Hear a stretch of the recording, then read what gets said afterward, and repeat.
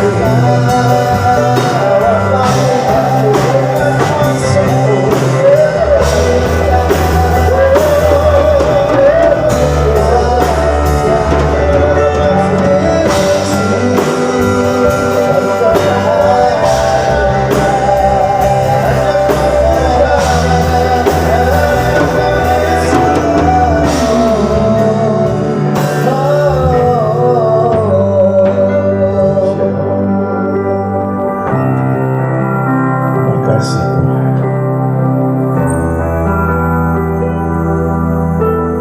Kami lebih dalam di hadirat-Mu. Kami ingin belajar dari kebenaran-Mu malam ini. Singkatkan, artikan bagi kami semua. Dalam nama Yesus, haleluya. Amin. Amin. Bapak Ibu warga kerajaan yang saya cintai, terima kasih untuk malam ini kita bisa jumpa lagi di dalam Root and Blessing sesi Bible Study.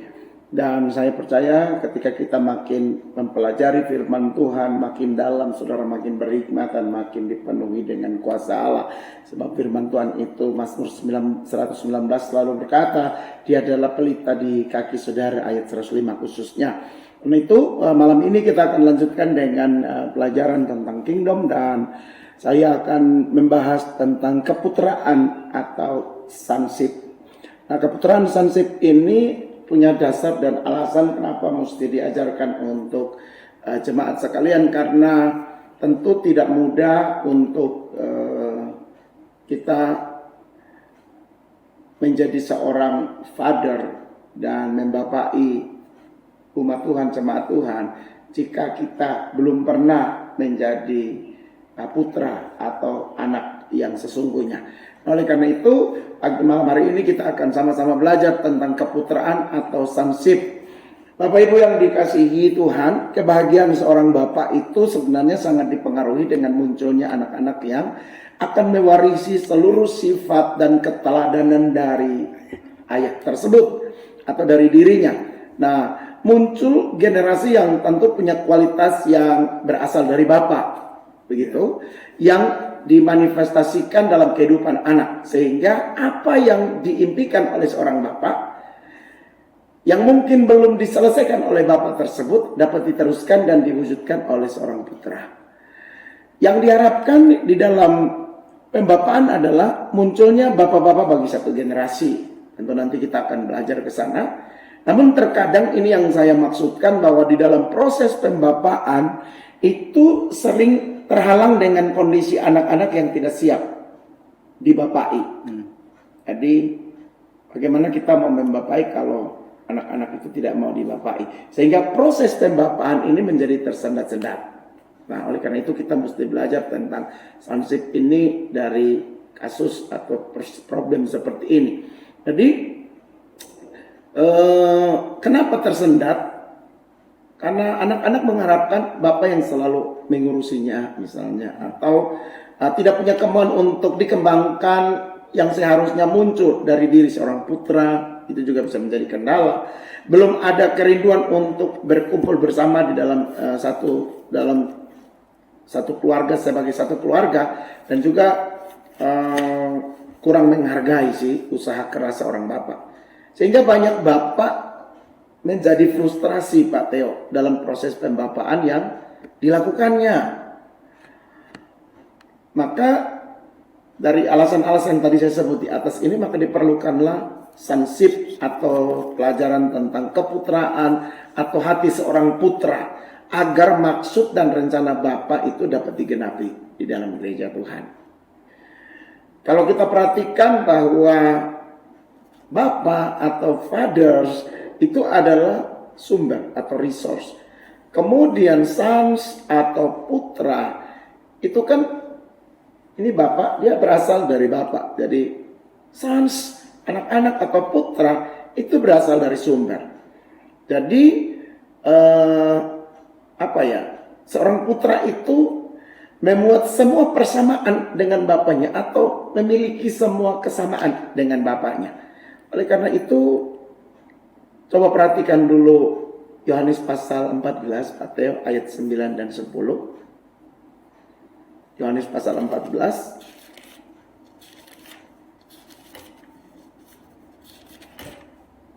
ayat 9 dan 10.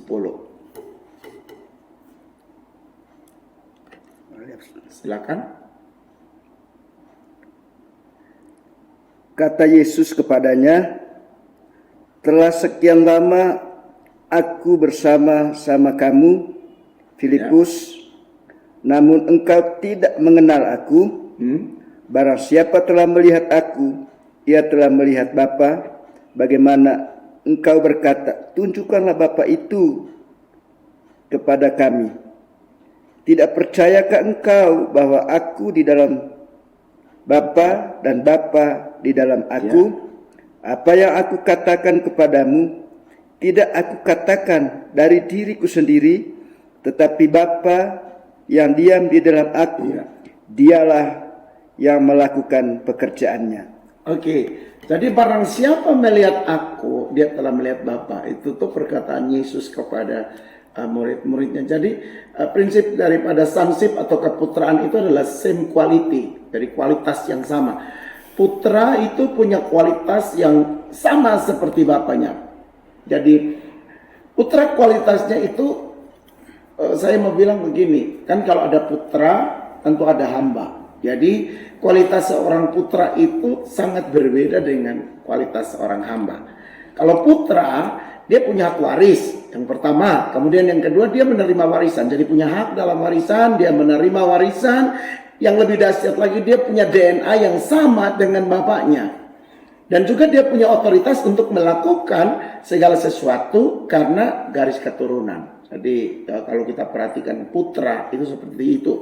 Tapi kalau seorang hamba, dia tidak mempunyai hak waris di dalam satu keluarga. Kemudian kalau anak itu kan menerima warisan, tapi kalau seorang hamba menerima upah.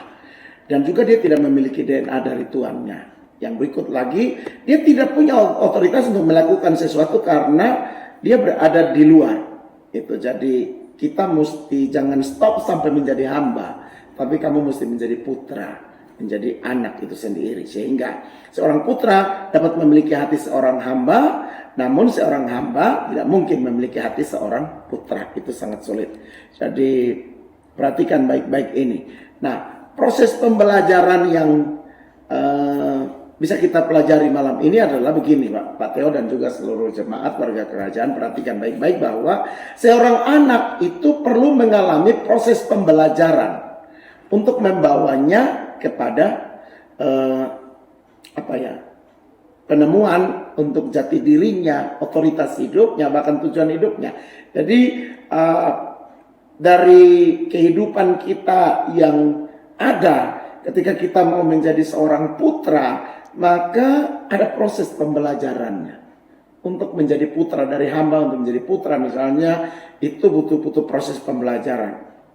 Dan yang akan membawa kita untuk menemukan siapa jati dirimu, otoritas yang kamu punya, bahkan tujuan yang harus kamu jalani di dalam hidup ini. Nah, oleh karena itu Bapak Ibu yang dikasihi Tuhan Yesus, Pak Theo, proses pembelajaran adalah pengalaman yang mungkin kita berkata tidak menyenangkan. Menurut ukuran daging itu tidak menyenangkan. Namun inilah yang akan membawa kita kepada sebuah tujuan. Jadi proses kita untuk menjadi anak itu memang tidak mudah.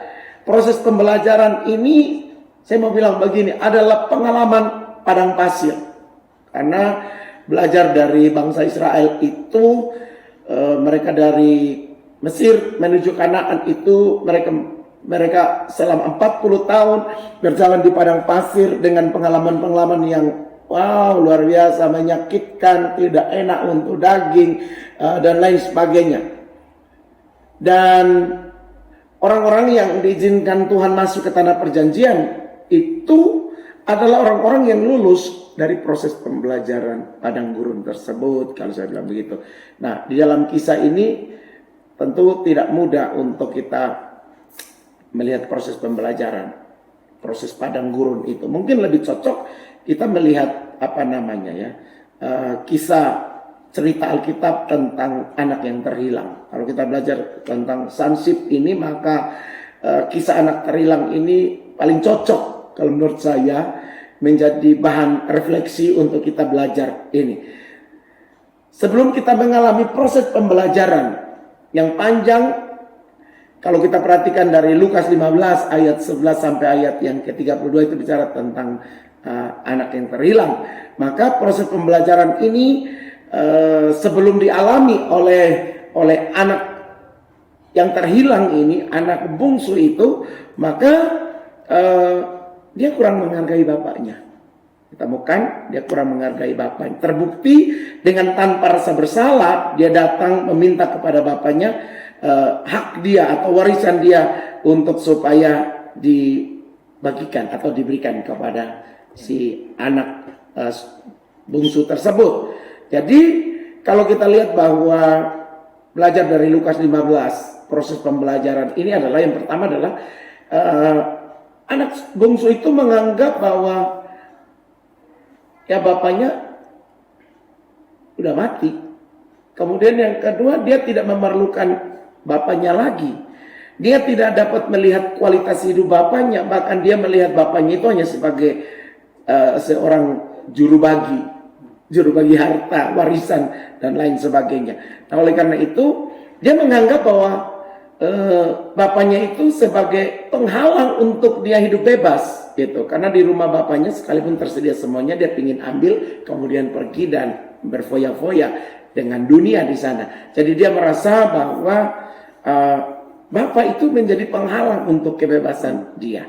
Nah, juga dia merasa hidupnya itu tanpa tujuan, hidup tanpa campur tangan dari bapaknya. Jadi dia merasa bahwa tujuan hidupnya dia tahu persis tanpa campur tangan daripada bapak-bapak. Oleh karena itu, kalau kita belajar Lukas 15 ini pembelajaran yang pertama bahwa coba lihat dari sisi anak bungsu ketika dia Alkitab menceritakan dia datang kepada bapaknya kemudian minta bagian warisannya. Itu sebenarnya mengandung beberapa hal. Yang pertama, dia tidak sangat menghargai ayahnya. Dia membiarkan bapaknya itu sebagai orang yang cuma juru bagi harta aja dan warisan dan lain sebagainya. Padahal ada fungsi bapak yang lebih luar biasa. Nah, anak kilang ini pergi meninggalkan bapaknya kalau kita baca di Lukas 15 dengan sebuah keyakinan bahwa dia pasti akan menikmati hidup yang lebih baik di sana. Nah, dalam hal ini membuat anak yang terhilang itu jauh meninggalkan sebuah tujuan yang sudah ditetapkan oleh bapaknya. Kenapa? Karena dia jauh.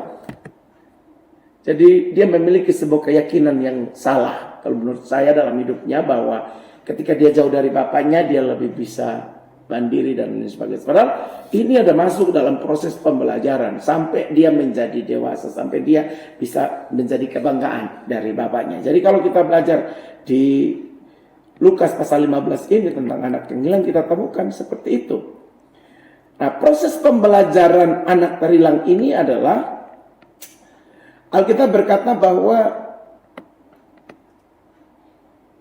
Bapak menyerahkan kebebasan untuk anak itu memilih dan dia memberikan untuk melakukan pilihannya, kira-kira begitu. Sehingga proses pembelajaran anak yang terhilang ini adalah yang pertama, dia tidak lagi bersama dengan bapak, terpisah dari bapaknya. Kemudian dia mengalami penderitaan yang berkelanjutan sampai Alkitab berkata dia ingin makan makanan babi. Kemudian dia kehilangan hakikat hidup.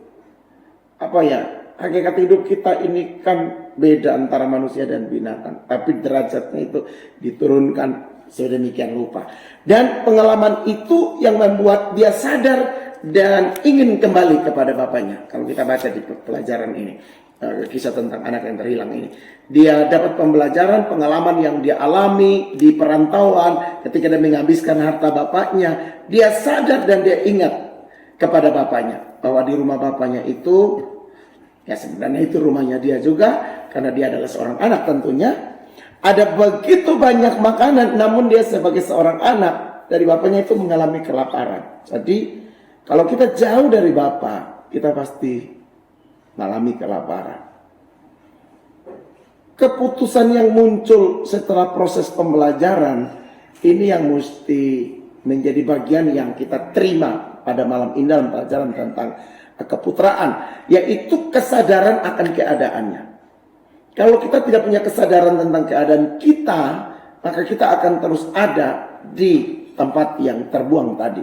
Kemudian anak itu kita berkata mulai bangkit dan dia kembali kepada Bapa, dan sampai di sana dia kembali dijadikan putra, dan atau yang tadi saya bilang sama dengan berasal dari sumber. Putra itu kan berasal dari sumber.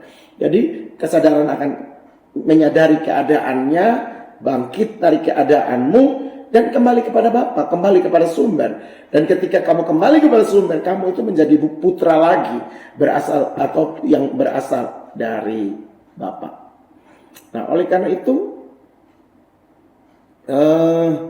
dalam proses yang terjadi sepanjang anak itu berada di luar sana, karena dia merasa dia mampu, dia bisa menggapai tujuan hidupnya tanpa ayah, dia bisa pergi tanpa bapak, dia bisa semuanya. Ternyata di sana dia gagal. Dan titik kesadaran ketika dia kembali kepada keadaan, dia kembali dan dia bangkit, dia pulang ke bapak. Ini menggambarkan bahwa kita punya kesempatan untuk jadi orang, jadi putra yang memiliki identitas sama seperti Bapak kita.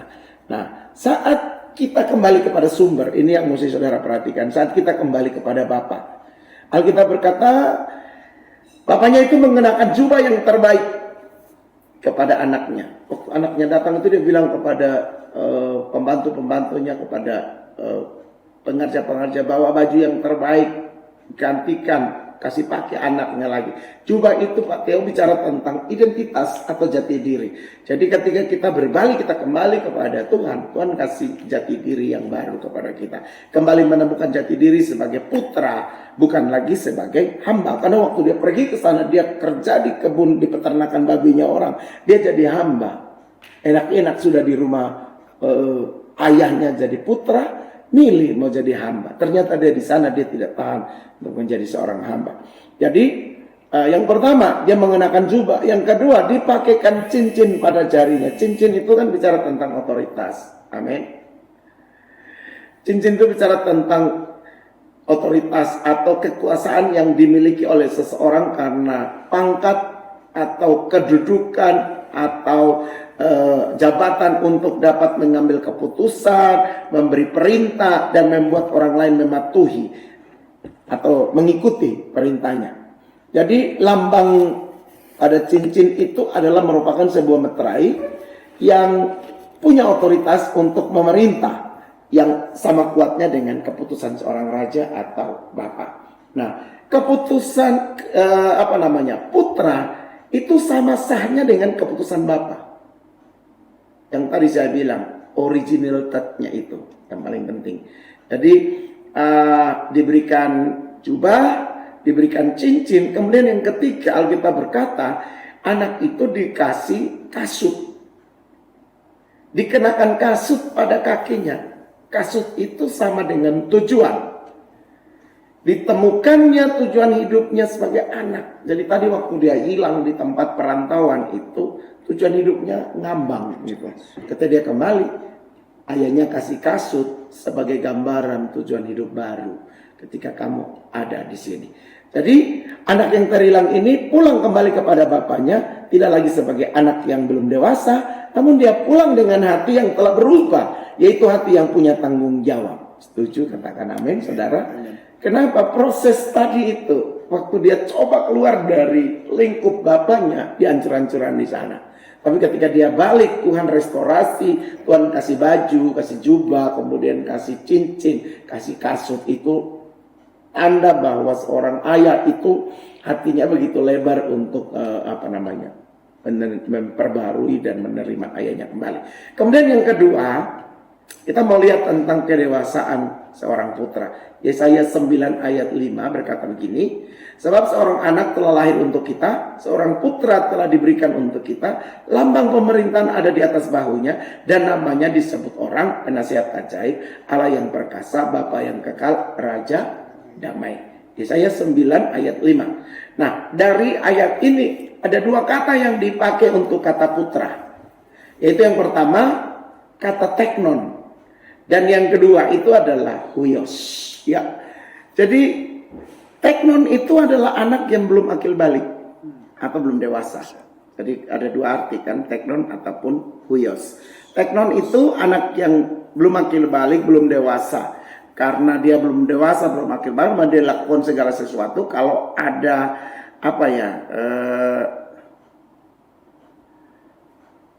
perintah yang dipaksakan kepada dia. concrete authority itu mesti dia dapat dulu. Jadi kalau tidak, maka dia tidak kerja. Nah, anak yang belum punya rasa tanggung jawab sebenarnya itu teknon. Jadi masih anak-anak yang kecil. Kemudian kalau huyos itu adalah son atau anak laki-laki, putra yang telah dewasa. Artinya anak yang telah mempunyai tanggung jawab dalam mengerjakan segala sesuatu. Sehingga Pak Theo dan juga warga kerajaan yang saya cintai, teknon dan huyos ini dibedakan oleh sebuah tanggung jawab saja. Kalau masih teknon, belum bisa pegang tanggung jawab. Kalau sudah jadi huyos, maka dia bisa diberi tanggung jawab. Sehingga seorang yang bertanggung jawab akan melakukan sesuatu dengan penuh ketaatan, walaupun hal-hal yang dia harus kerjakan itu berat. Contohnya adalah Yesus. Yesus itu adalah huyos atau seorang putra. Jadi Yesus putra ataupun heos yang mencapai tujuan dengan sempurna, yaitu menjadi imam besar bagi kita. Amin. Dia mencapai kesempurnaan di dalam tujuan sebagai seorang anak. Ia menjadi pengantara antara manusia dan Allah. Ia bertanggung jawab atas pekerjaannya dia yang dia lakukan, dan juga dia mewarisi seluruh keberadaan Bapaknya. Jadi betapa Yesus ini menjadi contoh yang paling ideal untuk kita belajar tentang keputraan. Ini waktunya bagi saudara dan saya gereja, saya mau bilang begitu, untuk membangkitkan putra dan bukan pelayan. Gitu. Jadi membangkitkan putra ini memang tidak mudah, tetapi hasilnya itu lebih luar biasa daripada membangkitkan pelayan. Nanti pada ujungnya tidak mewarisi DNA daripada ayahnya. Karena pelayan itu punya banyak batasan. Nah, gereja harus menjadi huyos, putra yang dewasa. Tadi Yesaya 9 ayat 5, yaitu gereja yang berjalan dalam otoritas pemerintahan yang akan mempengaruhi dunia. Kemudian gereja juga menjadi tempat pemimpin-pemimpin bangsa meminta dan mendengar nasihat gereja, yang kita sebut eklesia pada pelajaran yang lalu. Kemudian gereja juga mesti mewarisi keperkasaan Allah dan mendemonstrasikan kuasa Allah yang hidup. Gereja menjadi bapa bagi kota, mungkin seperti itu. Kemudian gereja itu menjadi pembawa damai. Jika kita mengerti tentang teknon ini dan juga huyos, maka kita tidak akan berkanjang. Apa berkanjangnya? Tetap menjadi teknon. Kamu mesti berubah menjadi huyos atau gereja yang dewasa, yang siap untuk mengambil tanggung jawab sebagai putra-putra kerajaan Allah. Nah, bagaimana sikap seorang putra? Sikap seorang putra untuk dapat mewarisi keteladanan dari ayahnya, tentunya dari seorang bapak, maka sikap yang mesti dia lakukan pertama, bagaimana mungkin kita mau memiliki DNA daripada Bapa di sorga kalau kita tidak dekat dengan Bapa. Jadi yang pertama, dekat dengan Bapa. Anak terhilang itu karena dia jauh dari bapaknya. Punya waktu yang berkualitas dengan bapaknya. Pujian, penyembahan, doa, dan lain-lain. Kemudian menangkap dan mewujudkan rencana Tuhan. Perintah-perintah Tuhan yang Tuhan sampaikan kepada kita. Apa yang membuat seorang anak gagal mewarisi sifat dan teladan dari bapaknya? Jadi kalau kita bicara tentang sikap seorang putra, maka dia mesti dekat dengan ayahnya, punya waktu yang berkualitas, menangkap dan mewujudkan rencana Allah. Tetapi tidak semua bisa mewarisi keteladanan Bapak. Apa sih yang membuat anak-anak itu bisa gagal? Yang pertama, dia masih mau terus berkanjang jadi teknon tadi. Jadi anak kecil, tidak mau beranjak menjadi putra dewasa. Kemudian prioritas anak ini sebatas menuntut kepada bapaknya, tanpa dia belajar untuk memberi kontribusi. Dulu waktu kita masih anak-anak, kita selalu datang kepada bapak dan mama kita minta. Tapi setelah kita dewasa, menjadi huyos, kamu sudah bisa memberi kado, memberi hadiah, memberi gift kepada orang tuamu. Bahkan kamu bisa berkata kepada orang tuamu, udah papa sama mama tidak usah repot, saya yang nanggung ini. Gitu. Demikian juga sikap kita kepada Tuhan, bahwa prioritas anak itu terbatas pada selalu menuntut kepada Bapa. Kalau putra tidak menghargai bapaknya sebagai sumber anak atau teknon tadi itu tidak menghargai bapaknya itu sebagai sumber. Juga tidak punya waktu yang berkualitas dengan bapaknya. Jadi kalau kita perhatikan sikap seorang putra yang sesungguhnya adalah dia mesti punya 3 hal tadi. Kualitas putra adalah, tadi saya sudah bilangnya, memiliki kualitas karakter daripada bapak. Sehingga karakter putra itu same karakter, sama kualitasnya, same quality, sama kualitasnya dengan yang dimiliki oleh bapak. Jadi putra itu menjadi sama perilakunya, tabiatnya dengan bapaknya. Karena dia berasal dari sumber, maka dia mesti kembali kepada sumber. Makanya di Yohanes 14 ayat 9 tadi bilang, barang siapa telah melihat aku, ia telah melihat Bapa. Yesus berkata begitu. Dalam hidupnya sebagai manusia, ia mempersembahkan doa dan permohonan dengan ratap tangis dan air mata kepada Dia yang sanggup menyelamatkannya dari maut. Dan karena kesalehannya dia telah didengar sekalipun ia adalah anak. Ia telah belajar taat dan dari apa yang telah dideritanya, dan sesudah ia disempurnakan ia menjadi sumber keselamatan yang abadi bagi semua orang yang taat kepadanya. Dan ia dipanggil menjadi imam besar oleh Allah menurut aturan Melkisedek. Nah, perhatikan di Ibrani pasal 5 itu. Ibrani pasal 5 ayat 7 sampai ayat yang ke-10. Ayat yang ke-10. Sehingga sikap seorang putra itu adalah dia bergantung penuh kepada Bapa, tunduk dan hormat kepada bapaknya. Dia taat sekalipun menderita. Kemudian ia putra yang bertanggung jawab dalam melakukan tugasnya. Ia menunjukkan juga jati diri sebagai putra Allah. Jadi Yesus, kalau kita baca di dalam Ibrani pasal 5, 7 sampai 10, Tuhan itu bertanggung jawab penuh kepada bapaknya, tunduk kepada bapaknya, ia taat walaupun menderita. Dia putra yang bertanggung jawab melaksanakan tugas Tuhan bapaknya. Ia juga menunjukkan jati dirinya sebagai putra Allah. Dia menggenapi tujuan dan rencana Allah. Kemudian setiap kita yang percaya kepadanya bisa memperoleh hidup yang kekal. Dan Yesus menjadi imam besar, kata Alkitab. Nah, ini yang menjadi rencana atau tujuan Allah terbesar melalui putranya yang tunggal. Perhatikan Yohanes 3:16, karena begitu besar kasih Allah kan, Dia mengaruniakan anaknya yang tunggal. Jadi ketika kita melihat sikap seorang putra, maka Yesus punya keteladanan itu luar biasa. Yang berikut sekarang kita memperhatikan tujuan keputraan. Kenapa sih kita mesti menjadi putra? Menjadi putra itu berarti ada di dalam suatu proses pembentukan yang berkesinambungan. Jadi tidak tiba-tiba jadi putra, tapi dalam proses yang berkesinambungan yang maksimal bagi kerajaan Allah. Jadi bagaimana seorang putra dalam hidupnya itu,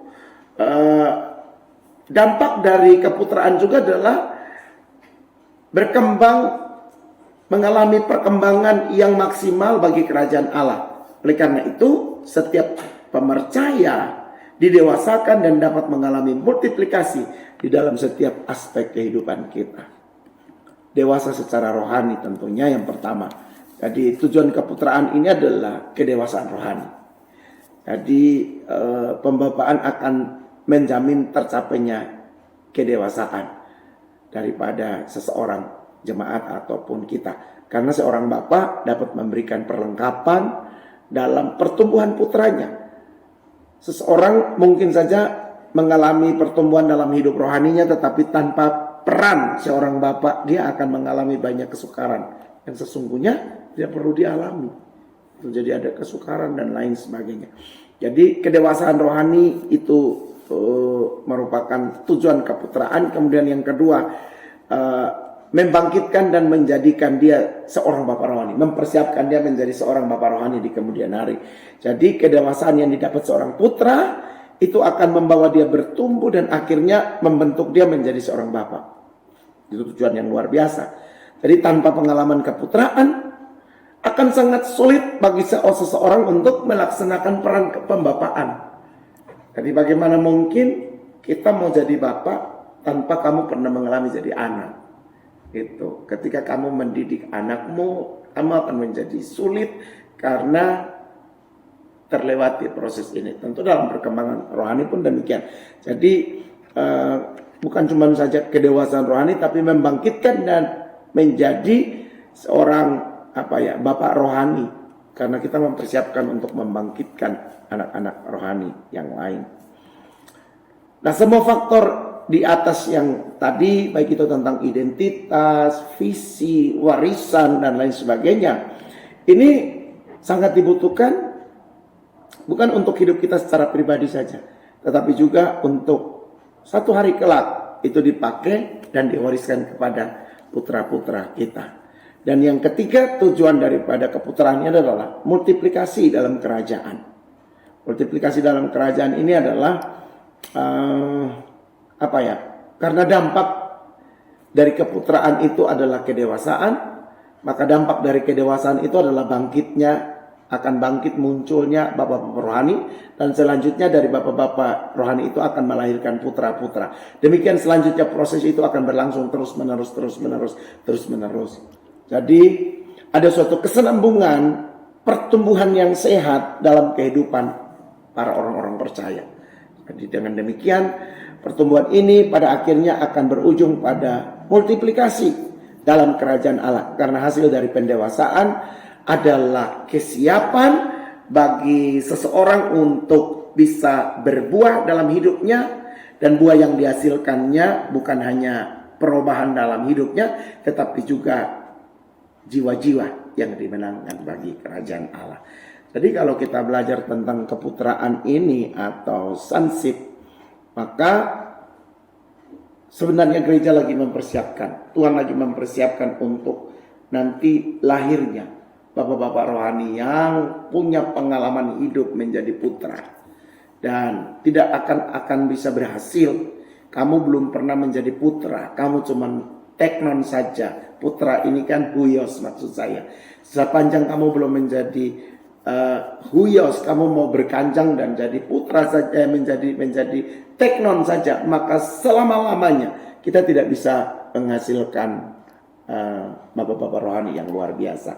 Oleh karena itu tadi saya bilang, dari putra untuk menjadi bapak, dari sonship untuk nanti menjadi seorang fathering, ini tentu prosesnya panjang. Nah, oleh karena itu saya ingin untuk semua orang mengerti ini, pelajaran tentang keputraan, sehingga mereka mengerti apa yang mesti dilakukan dalam perjalanan pelayanan, perjalanan pertobatan, ataupun hidup yang dibangun hari ini. Tentu bisa-bisa aja setiap orang, nggak apa-apa, saya tidak punya bapak rohani pun nggak apa-apa, tapi dia akan sulit untuk mengimplementasikan bagaimana nanti dia mau melahirkan atau menjadi bapak bagi orang lain. Saya pikir ini yang bisa saya sampaikan untuk kita semua di malam hari ini. Tuhan Yesus memberkati. Warga kerajaan yang saya cintai, demikianlah pengajaran kita hari ini tentang sonship atau keputraan.